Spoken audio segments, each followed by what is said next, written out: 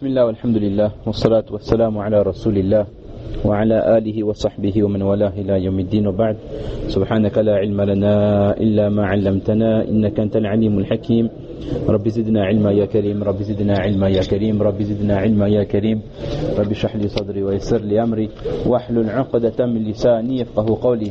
Alors, chers frères en islam, hier, par la grâce d'Allah, on a pu faire un petit récapitulatif des connaissances de base qu'un musulman doit avoir concernant la nuit du destin. On a vu que si des personnes ils se plaignent un petit peu de ne pas savoir comment orienter leur nuit d'adoration, le nuit des ibadah durant les nuits impaires, il y a deux raisons possibles. On a vu que la première raison, c'est peut-être qu'on n'a pas réellement compris quelle est l'importance de la nuit du destin. C'est pour ça qu'hier on a fait un petit rappel, bref, mais on a cité la plupart des hadiths authentiques concernant la nuit du destin, la date, les choses qui se passent et comment le prophète sallallahu alayhi wa sallam organisait ces nuits. Et on a vu que le prophète passait l'intégralité de ses nuits en ibadah et il réveillait ses épouses, également les enfants qui avaient la possibilité de se tenir debout.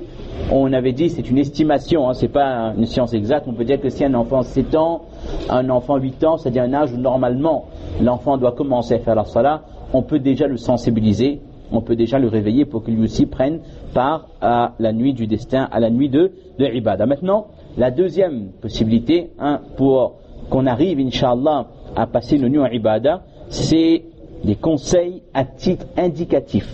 Parce qu'on ne veut pas sombrer dans les bid'a aussi. On ne va pas dire que voilà, telle personne a dit que c'est comme ça qu'il faut faire les nuits, telle chose à lire. Non, c'est un conseil. Si une personne ne sait pas comment organiser sa nuit et que chaque fois que c'est une nuit impaire, ça devient comme une montagne, qu'est-ce que je vais faire? C'est sûr, je vais m'endormir. Est-ce qu'il faut boire un litre de café pour rester éveillé? Même si je suis éveillé, je vais faire quoi à un moment donné, etc., etc. J'ai discuté avec une personne qui m'avait dit que même en étant à la masjid, il m'a dit que de temps en temps il faut sortir. Il fallait marcher un petit peu dehors puis revenir pour pas être fatigué. Donc c'est pas du tout l'objectif, c'est pas comme ça. Parce que quand on dit nuit d'ibadah, c'est vraiment essayer au maximum de rester concentré. Alors donc comme on a dit, à titre indicatif, et une des raisons pour lesquelles on a du mal à se concentrer, c'est que on n'a pas l'habitude de se réveiller la nuit pour faire le qiyamul layl. Alors qu'Allah Azza wa Jal dans la sourate Al-Muzammil cite différentes façons de passer la nuit en ibadah. Inna rabbaka ya'lamu annaka taqumu adna min thuluthay al-layli wa nisfahu wa thuluthahu. Donc il y a des sahaba qui passaient une partie de la nuit, soit la moitié, soit le tiers de la nuit en ibadah, et ces sahaba ridwanullahi alayhim ajma'in en général faisant en sorte de ne jamais rater un qiyamul layl. Car dès que le prophète alayhi salatu wassalam est arrivé à Medina, à Nabawiya, parmi les conseils qu'il a donnés pour accéder au paradis, c'est de prier wan nasu niyam, de prier alors que les gens dorment. Ça c'est la recette, ça c'est la clé du succès, la clé pour accéder au paradis. Maintenant, on peut donner, donc comme on a dit, un exemple type d'une nuit de ibadah. Si la personne, c'est depuis maintenant, il commence. Il faut savoir que quand on parle de nuit impaire, de nuit du destin, les vertus commencent dès la salat de Maghrib. Tout à fait. Les vertus commencent dès la salat de Maghrib. Donc déjà, en faisant le tarawih, c'est déjà une bonne action. On a déjà commencé la nuit impaire avec, alhamdulillah, un certain nombre de raka'at nafil qu'on a fait de l'imam. C'est déjà une bonne chose. Maintenant, si quelqu'un il se sent pas capable, il se dit qu'à 9h30, je peux pas rester 9h30 jusqu'à 4h30 du matin, c'est impossible, il veut dormir un petit peu, on va aller doucement, parce que ce soir c'est la 23e, et si ça a bien marché, comme on a dit, la prochaine nuit impaire, on se réveille un peu plus tôt pour pouvoir au moins passer une des nuits impaires complètement réveillée. Alors, on peut par exemple se réveiller à 2h30. Et si la personne quand elle se réveille, il a du mal à bouger, il boit un petit café, il n'y a pas de souci à ça. Soit un arpeggio, soit un ristretto, c'est à lui de voir en fonction de sa capacité de supporter la caféine, mais ça réveille. Alors, ce qu'il faut savoir également, c'est que lorsque notre prophète alayhi salatu wassalam se réveillait la nuit pour accomplir le tahajjud, la prière de la nuit, et ça c'est n'importe quelle période de l'année, notre prophète alayhi salatu wassalam avait l'habitude de lire un dua. Allahumma lakal hamdu anta nuru samawati wal ardi wa man fihin, wa lakal hamdu anta qayyimu samawati wal ardi wa man fihin, wa lakal hamdu anta rabbus samawati wal ardi wa man fihin. Le dua est un petit peu long, mais c'est déjà une sunna qu'on peut mettre en pratique de cette nuit importante, que quand on se réveille, on lit le même dua que le prophète sallallahu alayhi wa sallam lisait lorsqu'il se réveillait la nuit pour la prière de Tahajjud. Et si quelqu'un veut retrouver le doigt, c'est tout simplement le livre Hisnul Muslim. Je pense que tout le monde doit avoir ça à la maison. La citadelle, je crois que ça s'appelle comme ça, la citadelle du musulman. Et vous regardez dans le sommaire, il y a, subhanallah, tous les doigts, beaucoup de doigts. Et le gros avantage, c'est que ce sont des doigts qui sont authentiques. Chose qui n'est pas toujours accessible. Mais là, c'est un travail de recherche qui a été fait. Et ce doigt s'appelle, donc, dans mon édition à moi, c'est la page 56. Et on ne trouve pas de le sommaire, mais ça s'appelle doigt. Le prophète sallallahu alayhi wa sallam se réveillait pendant la nuit pour ses prières et il disait. Donc on essaye de retrouver, si on garde le livre à côté de son chevet, la première chose qu'on fait quand on se réveille, c'est de lire le même doigt que le prophète alayhi salatu wa sallam lisait lorsqu'il se réveille. Alors, comme vous l'avez vu également, il est bien qu'un mu'min prenne conscience que lorsqu'il va se présenter devant Allah azza wa jal, il est réellement devant Allah. Allah le voit.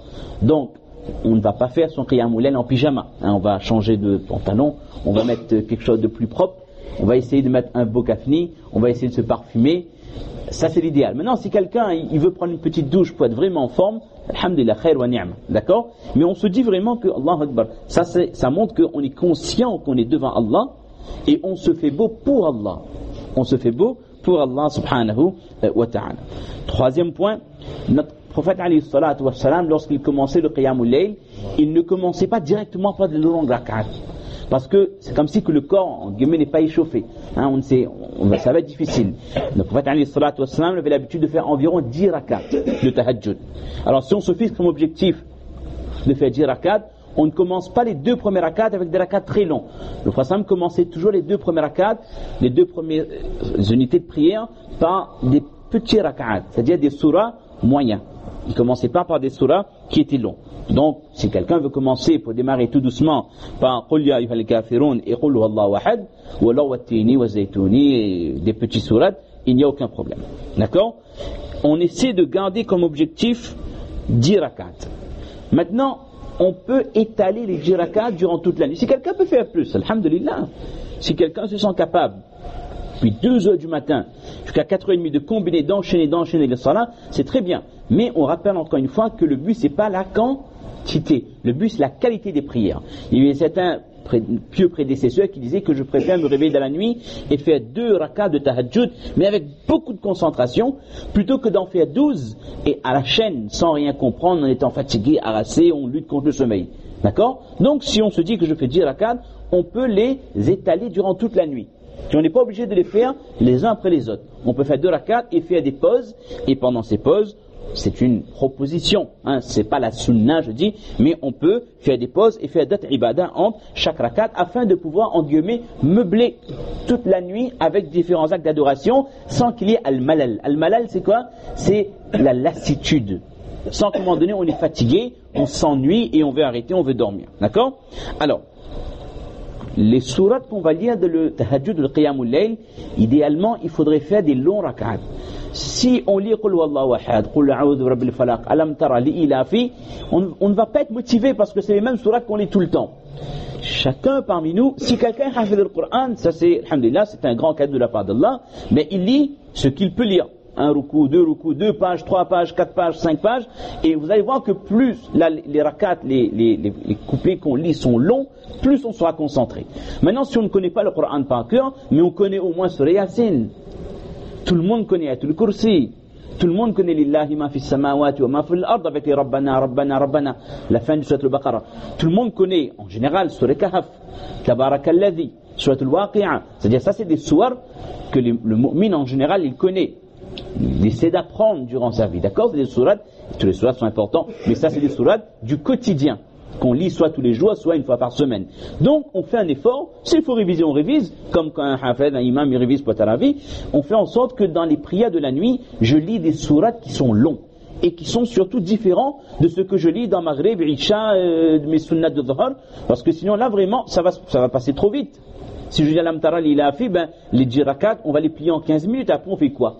Après là justement on va s'ennuyer. Tandis que si chaque rakat, alhamdulillah, j'essaie de lire 1 ruku, 2 pages, 3 pages, vous allez voir qu'il y aura une certaine motivation. Que ces prières-là se démarquent surtout des prières qu'on fait en temps normal. Et parmi les versets que le prophète sallallahu alayhi wa sallam avait l'habitude de lire dans les qiyam ou les tahajjud, c'est inna fi khalqis samawati wal ardi wa ikhtilafil layli wan nahari la ayatin li ulil albab. Avec alladhina yadhkuruna Allah qiyaman wa qu'udan. Après il y a les différents Rabbana Rabbana. D'accord? Si dans une des rakats on peut lire cette page, ça fait une page à peu près, c'est également une sunna qu'on a mis en pratique. Alors, ce qu'on peut faire également pour que ces rakats soient vraiment différents de ce qu'on fait en temps normal, il faut savoir que ce sont des rakats nafil. Et dans les rakats nafil, on peut faire les invocations qu'on veut. Surtout dans le sijda. Vous savez que la position de prosternation, c'est la position où on est le plus proche d'Allah subhanahu wa ta'ala. Certains savants, on n'irait peut-être pas jusque-là pour pas froisser ceux qui sont très très rigoristes sur certains principes, certains savants sont même d'avis que dans le sijda, on peut faire des doigts dans une autre langue que la langue arabe, dans les namaz nafil. Je vous rapporte l'opinion